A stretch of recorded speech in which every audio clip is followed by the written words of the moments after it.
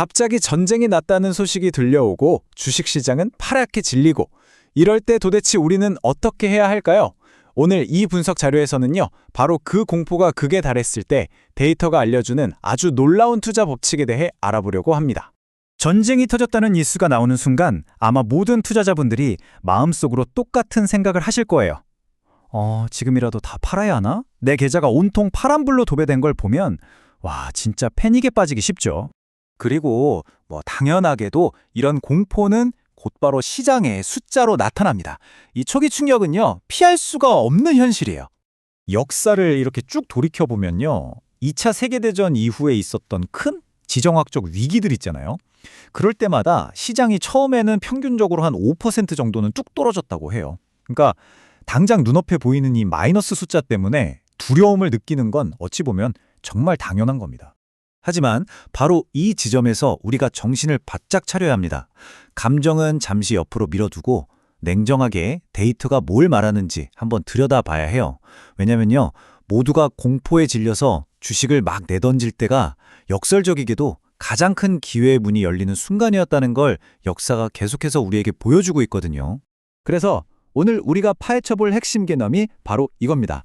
그냥 이럴 것이다 하는 감이나 추측이 아니고요. 수십 년 동안 쌓이고 쌓인 데이터가 증명하는 하나의 패턴, 바로 30일 법칙입니다. 자, 30일 법칙. 이게 뭐냐면요. 쉽게 말해서 전쟁이 딱 터지고 나서 한 달 안에 시장이 가장 깊은 바닥을 찍는다는 거예요. 그러니까 하락의 저점이 바로 그 30일 안에 형성된다는 거죠. 그리고 바로 그 순간이 가장 싼 값에 좋은 자산을 주워 담을 수 있는, 말 그대로 최대의 매수 기회가 된다는 그런 역사적인 패턴을 말하는 겁니다.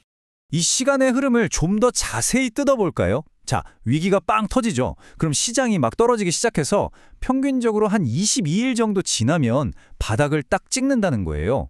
근데 진짜 놀라운 건 그 다음입니다.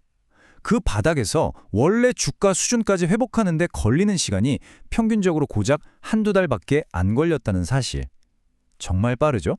오케이, 그럼 이 단기적인 회복 말고요. 시간을 좀 더 길게 잡아서 한 1년쯤 뒤에는 시장이 과연 어떤 모습을 보였을까요? 자, 이 표를 한번 보세요. 와, 정말 인상적이지 않나요? 2차 세계대전부터 가장 최근의 러시아 우크라이나 전쟁까지 굵직한 전쟁들이 터지고 딱 1년 뒤에 S&P 500 수익률입니다. 처음 그 하락이 무색할 만큼 전부 다 엄청난 플러스 수익률로 돌아섰죠. 특히 걸프전이나 이라크 전쟁 때 보세요. 20%가 넘는, 이건 거의 폭등 수준의 상승을 보여주기도 했어요. 자, 여기서 진짜 재밌는 포인트가 나옵니다. 이 모든 사례를 다 합쳐봤더니 전쟁 같은 큰 위기가 터지고 1년 뒤에 주식시장이 올랐을 확률이 무려 75%나 된다는 겁니다. 이게 무슨 뜻이겠어요? 4번 중에 3번은 위기가 터졌을 때보다 1년 뒤에 시장이 더 높은 곳에 가 있었다는 거죠. 네, 구독과 좋아요는 잘 자던 채널도 춤추게 합니다. 근데 말이죠. 아니, 도대체 어떻게 이런 일이 가능한 걸까요? 상식적으로 전쟁이라는 건 정말 끔찍한 악재인데 어떻게 시장이 회복을 넘어서 이렇게 상승까지 할 수 있었을까요? 그 이유를 알아야 우리가 진짜 이걸 믿고 행동할 수 있겠죠. 여기 아주 중요한 시장의 심리가 숨어 있습니다. 시장은요, 전쟁 그 자체보다 전쟁 날 것 같은데? 하는 이 불확실성을 훨씬 더 싫어한다는 거예요. 언제 터질지 모르는 시한폭탄을 안고 있는 기분이랄까요? 그럼 막연한 공포가 시장을 짓누르다가 막상 꽝 하고 전쟁이 터져버리면 이게 알려진 악재가 되는 겁니다. 불확실성이 사라지는 거죠. 그러면서 오히려 반등하는 이른바 월랠리 현상이 나타나기도 하는 겁니다. 바로 이 지점에서 나오는 핵심 원리가 공포의 가격선 반영이라는 겁니다. 이게 무슨 말이냐면 여러분이 막 극도의 공포를 느끼면서 지금이라도 팔아야 하나 고민하는 바로 그 시점 있잖아요. 그땐 이미 앞으로 일어날 수 있는 온갖 최악의 시나리오가 주가에 다 녹아들어가 있다는 뜻이에요. 영어로 baked in이라고 하죠. 나쁜 뉴스는 이미 가격에 다 구워져서 반영이 끝난 상태라는 겁니다. 결론적으로 전쟁이라는 사건은 시장에 단기적으로는 큰 충격을 주지만 장기적인 주가의 방향을 결정하는 진짜 변수는 아니라는 겁니다. 그럼 진짜 변수는 뭐냐? 바로 그 당시의 경제 기초 체력, 우리가 흔히 말하는 펀더멘탈이죠. 경기가 침체 상황이었는지 아니면 성장 중이었는지, 기업들이 꾸준히 돈을 잘 벌고 혁신을 하고 있었는지, 이런 것들이 훨씬 더 중요하다는 겁니다.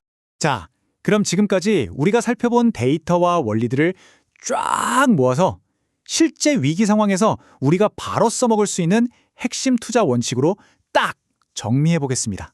첫째, 절대로 공포에 휩쓸려서 패닉셀을 하지 않는다. 둘째, 전쟁이 터지고 난 첫 30일, 이 기간을 시장의 바닥이 형성되는 아주 중요한 시간으로 주목한다. 셋째, 이 기간을 두려워할 게 아니라 오히려 좋은 자산을 싸게 나눠 담을 수 있는 분할 매수의 기회로 생각의 전환을 한다.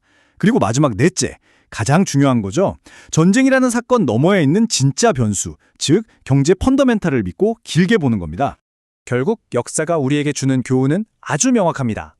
단기적인 공포는 바람처럼 지나가고 결국 주가의 방향을 결정하는 것은 전쟁 그 자체가 아니라 꿋꿋하게 성장하는 기업의 이익과 경제의 펀더멘탈이라는 사실, 바로 이겁니다. 분명히 다음 위기는 또 다른 모습으로 우리 앞에 나타날 겁니다. 그때 여러분은 남들과 똑같이 그 공포의 물결에 휩쓸려 가시겠습니까? 아니면 오늘 우리가 함께 살펴본 이 데이터를 믿고 역사의 편에 서시겠습니까? 그 선택은 온전히 여러분의 몫입니다.